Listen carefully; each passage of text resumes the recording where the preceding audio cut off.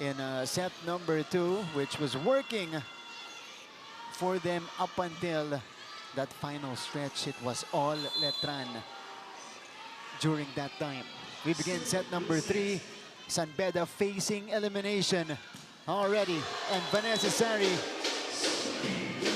with the emphatic point. Letran is just a set away from the finals. On point in every aspect. Itong Letran Lady Knights. Isar to serve.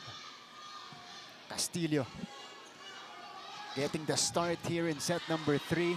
Pop-up by Netura. Here comes Sari with the off-speed. Vanessa Sari variating her attempt. Oo, and parang hindi mahanap-hanap nito ni Coach Kung Fu yung tamang mix and match ng mga players na makakapagbigay sa kanya ng medyo maganda-gandang run. Yeah, Castillo is now inside. Here's Eri Navarro. That's encouraging. Did that earlier in game number 2. So far, yun yung pinakamalinis na setup para dito kay Erin. You know, whenever they get those good first balls, nakakakuha sila ng mga magagandang play na isa-set up nila ng maayos, convincing yung nagiging offense nila. But whenever hindi nila makuha ng ayos or medyo hindi okay yung pag-angat nila doon sa first ball, doon sila nagiging alanganin. And now Letran also very potent offensively. Tatlo na para kay Vanessa Sari. All of the points of Letran in set 3, nanggaling lang po kay Vanessa Sari. A total of 8 points already for Vanet. They send it to Castillo. Outside. 4-1 start for Letran.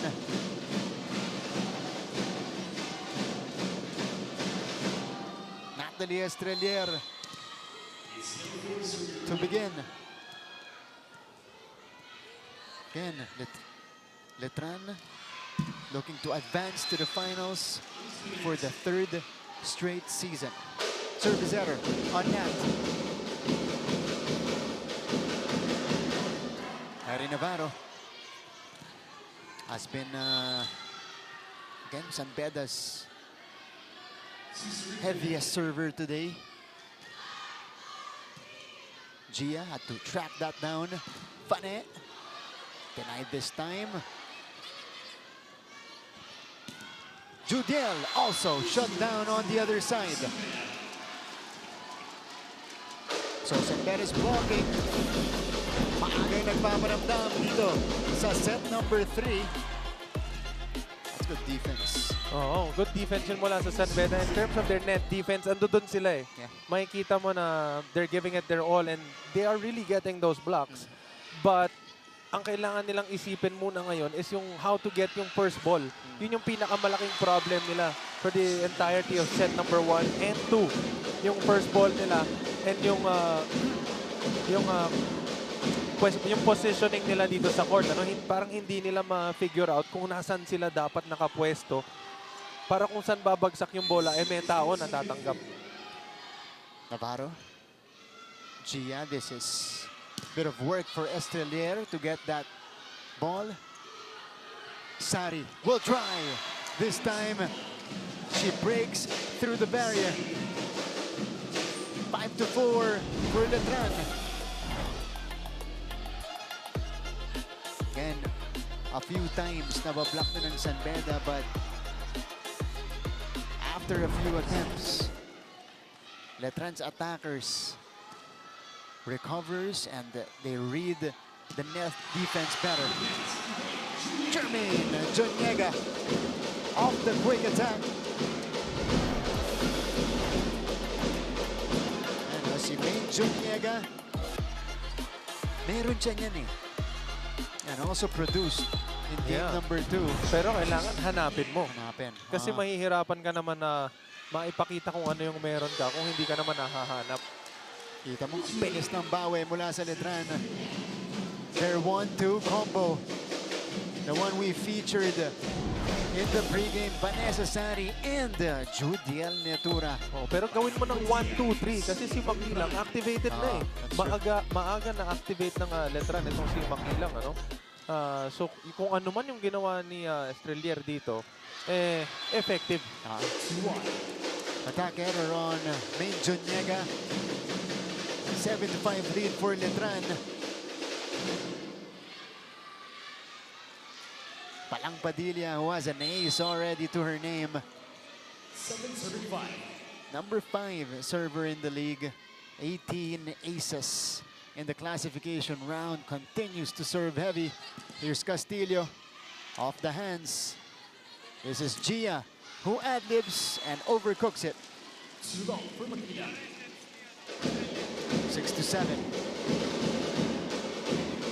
Once again, the score is 6-7. Castillo to start.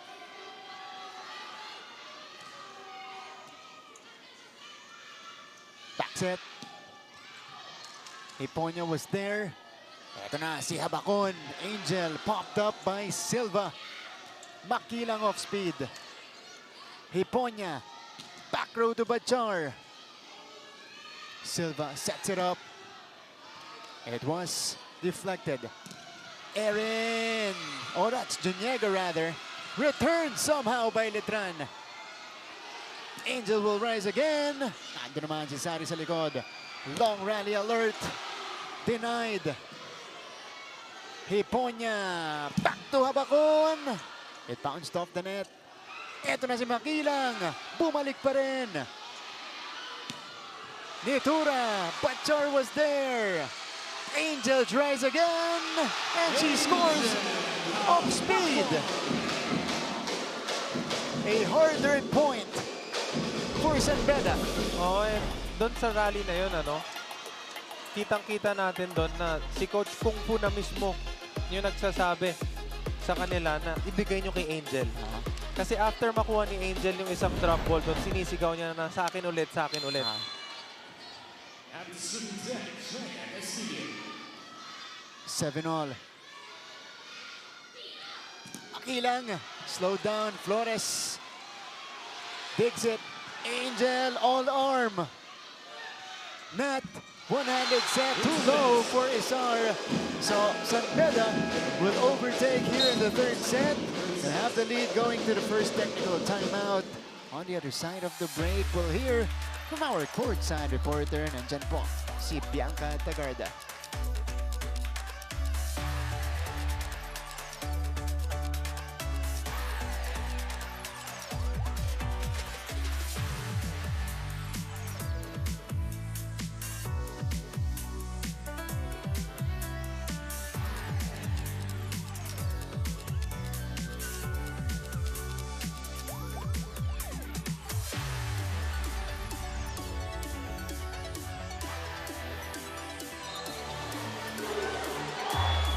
Mga kapuso, ramdam na ramdam ang semifinals dito sa San Andres Sports Complex for the NCAA Season 101 Women's Volleyball Tournament.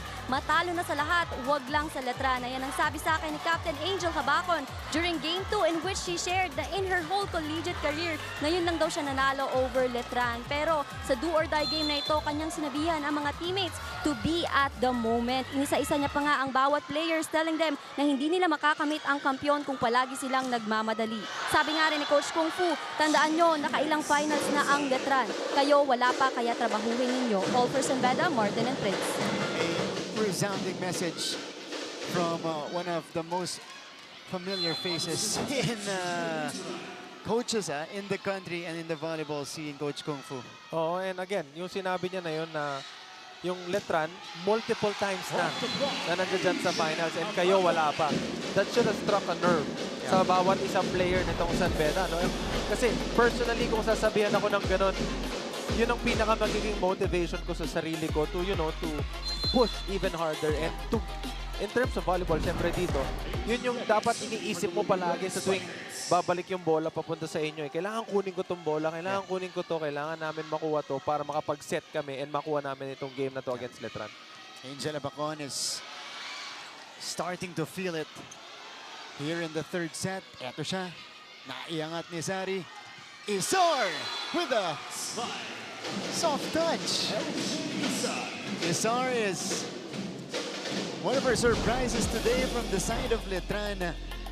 She continues to produce for her team. Look at that. Perfectly placing that ball. Calculated eh. Parang calculated niya yung mga yung teammates niya kung saan niya dapat ilagay yung bola. Papaluin na lang. Saw the numbers of Gia Makilang. Iponya had to run to set that one up.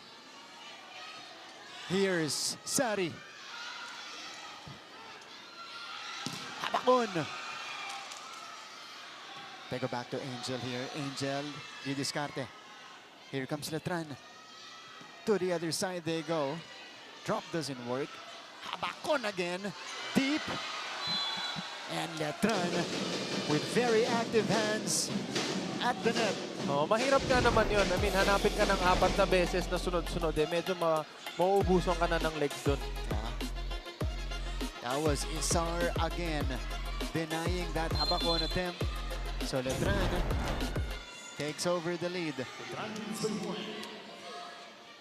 It's like a deja vu of set number 2 kung saan po nagpapalitan lang tayo ng puntos. This is gonna be saved. Vanessa sends it across. Hiponya, combination, drop. Hinabol ni Silva. Judel. Nice return. Good dig from Castillo. 1-2 play, still tracked down. But this is wide left for Estradier. We have to credit the floor defense of both teams. Silva with 2 incredible saves. Yung sense of urgency ni Silva, no? Doon sa pagkuha ng mga bola na yon. Again, nililinis na naman po niya yung court. Saan layo ng pinanggagalingan niya.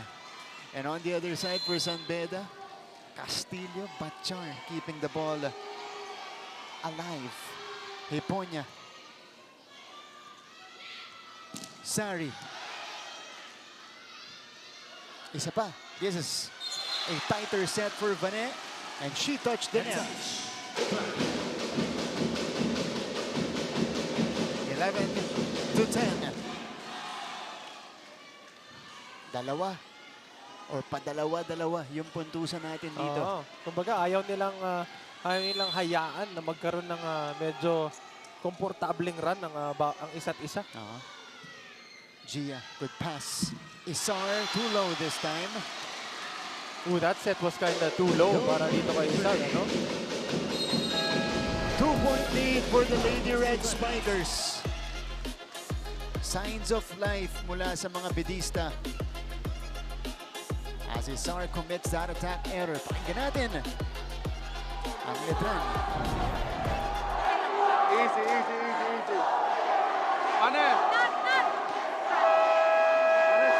go. One good pass, side out tayo agad, ha?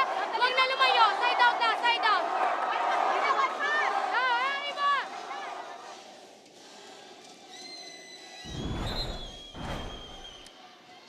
This is the run mounted by San Beda in this stretch. You saw or heard rather, the instructions from Lara May Silva. It's always like that during Letran's timeouts. Team consultant Alexi and Lara May combining to send out the instructions. Tatlong sunod to para sa Lady Red Spikers.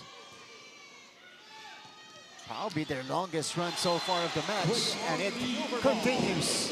Erin Navarro returning into the front side. Parang challenge niya doon si Sari, oh. Aabutin pa eh. But the thing is, inantay muna niyang lumagpas dito sa side nila bago niya kinuha. Gracie Hiponya. Short serve by Gracie. Colendra sends it away. That's her role. If they need instant offense and a different flavor offensively, they go to Nissan Colendra. Dalawa lang ang madalas na nagiging contribution nito ni Colendra. It's either to stop a bleeding or to start a run. So pag pumasok na siya, asahan nyo na isa dun yung ipoprovide niya.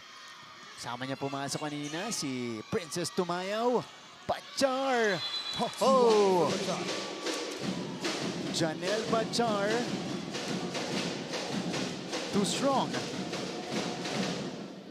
And you see here, Chacuñada alongside former Letran Lady Knights as well.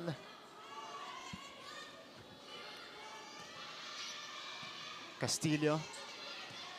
Back set for Bachar. This time, she makes sure of it. Hindi niya nakuha sa kaliwang side. Sa kanang side naman. Shot na puntos na para kay Janelle Bachar. Off that great setup by Gracie Hiponya. Angel now serves. Tumayaw. Colendra too strong. So San Beda now with their biggest lead. 15 to 12. 15 to 12. Numbers from Angel Habacon. We're not showing you the non-scoring skills. She has a lot of those already. Sari. Mikay Flores picking it up. Here's Bachar. Silva keeps it in play. Sari. Easy read for Eri Navarro. 16 to 12 for the Lady Red Spikers. And they continue to roll in the third set.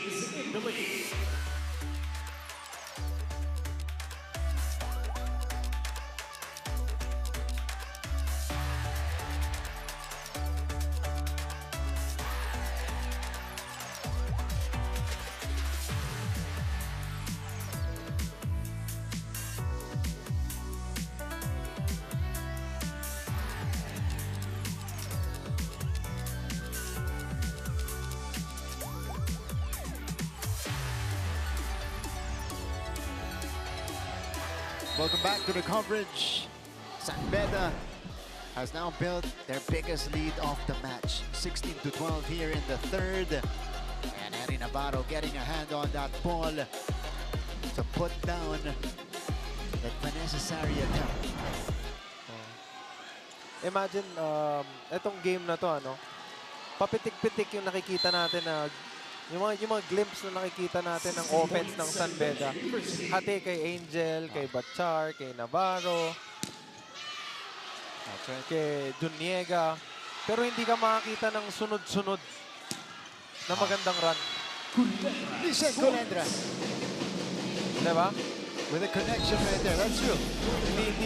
Hindi nila ma-figure out kung paano sila makakakuha ng medyo okay na run. After a point, after 2 points, cut down yung run nila. Yun yung kailangan nila ma-figure out. That was their longest run, by the way. At saka pinakamalaking abante nila. Talking about the Lady Red Spikers, but answered quickly by Colendra, who immediately went to the bench. Leonelin Palang Padilla. Single coverage on Navarro. Two straight from Letran after the timeout. Kaya napa-timeout si CKF. Anong hindi mo maintindihan? Anong hindi mo maintindihan, Grace? Gumalaw to? O bakit bibigyan mo sa quicker? Ako naman, hindi naman tayo nagkakaintindihan. Balik ka rin, hindi gumalaw sa play 1 ka. Sayang kasi gawin mo na pinapakawalan mo. Match up! Nakuha! Eh ba, sa tingin mo, pababayaan na quicker sa kabila yan?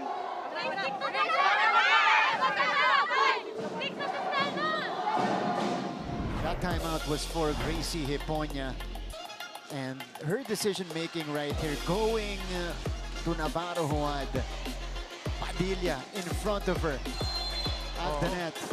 Yun yung sinasabi ni Coach Kung Fu, no? Hindi mo naman nakitang gumalaw yung middle. Bakit mo doon ibibigay? Ito si Gracie, binigay naman kay Bachar. And that's a specialty for Janelle Bachar, that sharp cut shot. Oo, kitang-kita mo yung buwela dito ni Bachar, ano? Buong katawan na involved. At saka medyo mahirap naman hulihin yun eh, kasi left-handed siya. And yung palo niya papunta sa right na may konting check ball sa bola, papunta dun sa kabilang side. Yun ang mga isang mga dangerous na attackers. Kaliweting opposite, pero yung kanan pwede rin daw, sabi ni Judiel Netura. Sending that away. 15-17 here in the third set.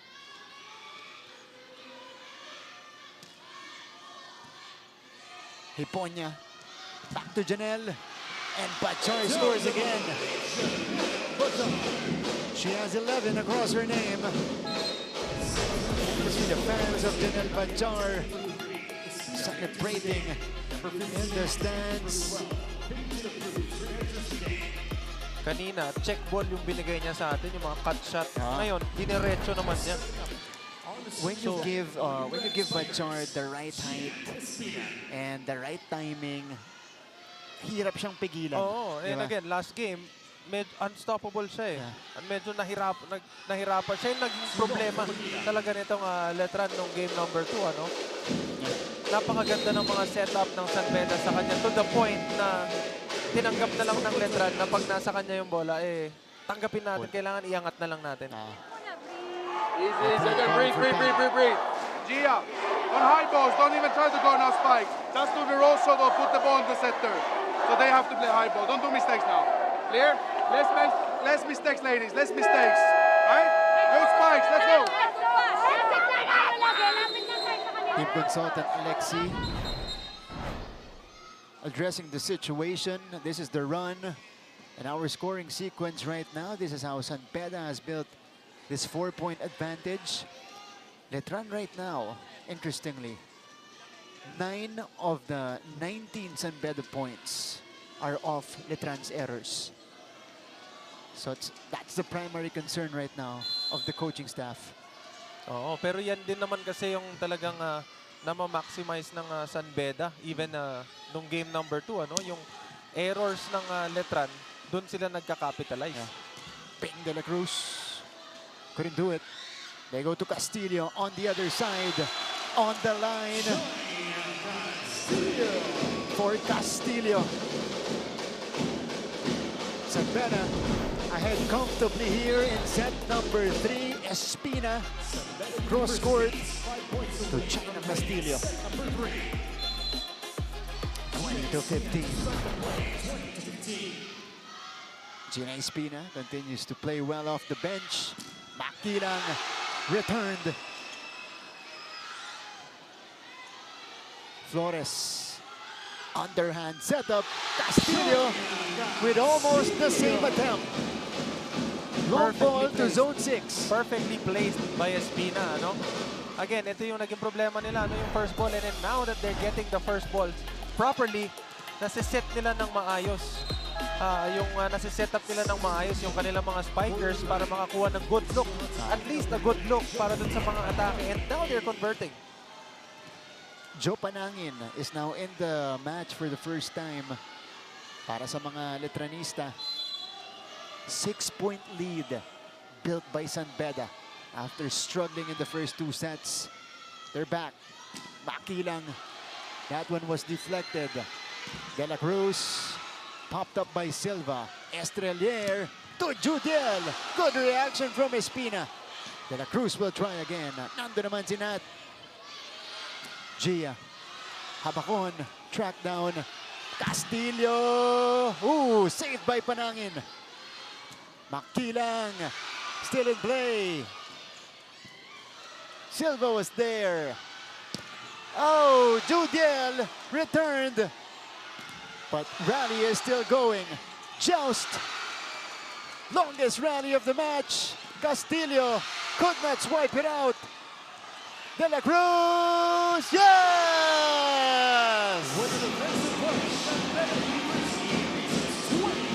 What a smart play from the rookie, Ping de la Cruz.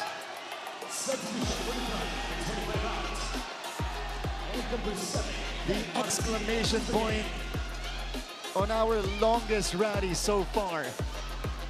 22-15 for San Beda. Espina serving. Estrelier. Yen Martin, her first attempt. Chance ball.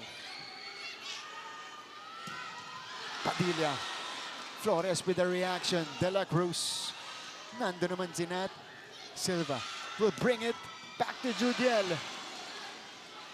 Castillo rises off speed. Panangin saves it. Martin sends it away. More bench production for Letran. This time it's Yen Martin contributing.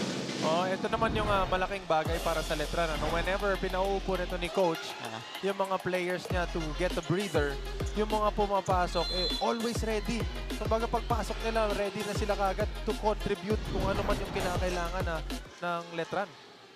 Yen Martin, of course, started a lot of matches for Letran this year. Even the first 2 games of this series. Angel with a little bit of luck. Angel Habacon unintentionally used the net to her advantage. 23-16. Look at the celebration. I from mean, that Sandera's deserves side. the celebration. Oh, yeah. Nat, Isar, Judiel. Inangat ni Espina, but it is away and gone. Itura provides the point. Now Judiel serves. Eto si Nitura. Trying to stop the bleeding here for Letran. Overpass. Regalo para kay Yen Martin. Naalala ko, Martin, nung game number 2, isa dun sa mga set dun, which is set number 3, yung sinabi ni Coach Kung Fu na lamang tayo ng 5. Kahit makipagpalitan tayo ng puntos, okay sa atin. Basta pumuntos tayo kasi lamang tayo. But during that game, hinabol sila ng Letran. Yeah. So may tendency yung Letran na habulin yung malalaking lamang na ganun-ganun lang.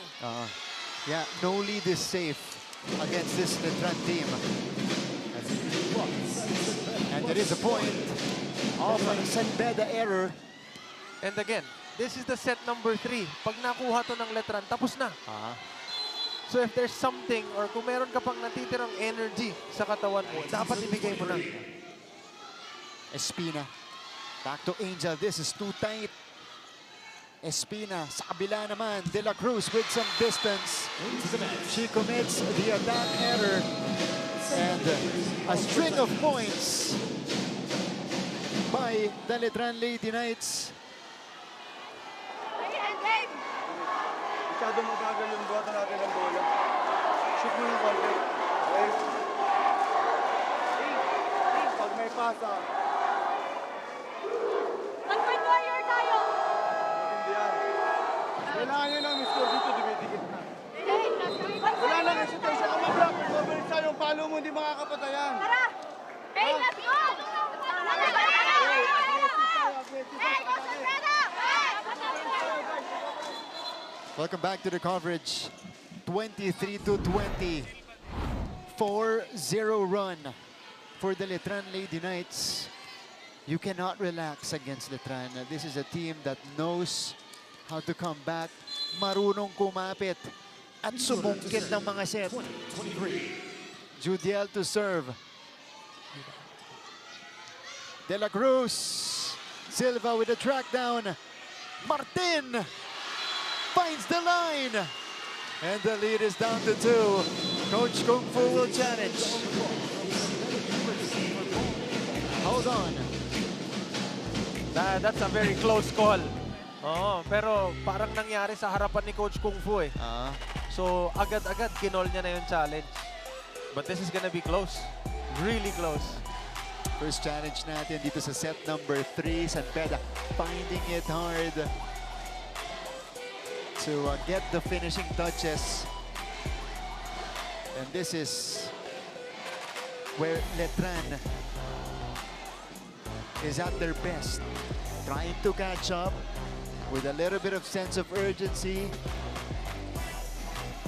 Dito sila talaga nabubuhayan. natin. Kung pasok o labas.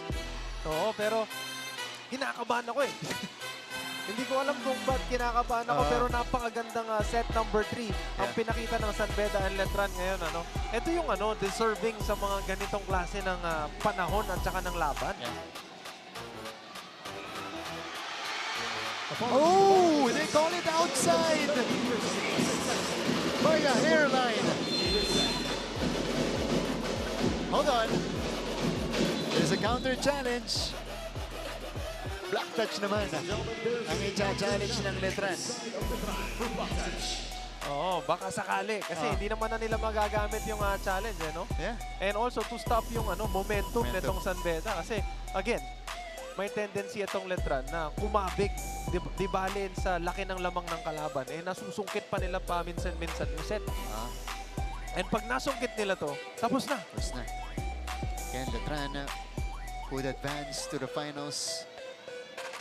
Jessica Racraqueno on your screens. Si Lapid, former team captain ng San Beda, also there.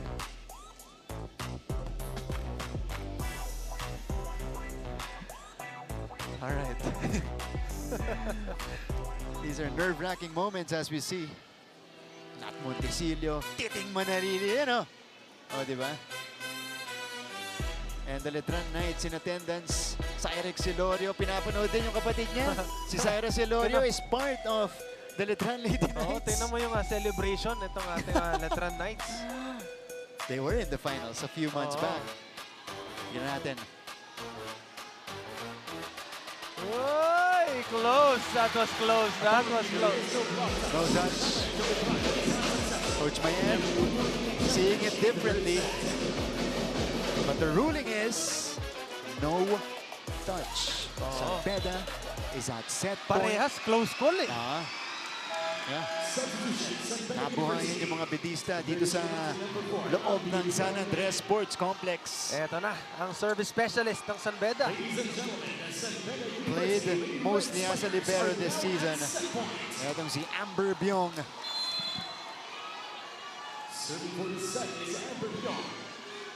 Panangin. Martin. Couldn't answer. Espina. Ticket sa net. Pero buhay pa. Judial will swing. Again, Byong diving for it. Oh, Habakon. Sabi nung isang linesman, may check. Pero wala daw. Pero dahil may ganong tawag, i-challenge ni Coach Kung Fu. Wow! Grabe yung atake na yun ni Angel. Pag naitagos niya yung puntos na yan, mabigat yun para sa kanila. Buhay pa ang San Beda. 24-20. Exciting encounter in set number 3. Tsaka napakahaba din pong set. Oo. Ito ang pinakamagandang set. So far. So far.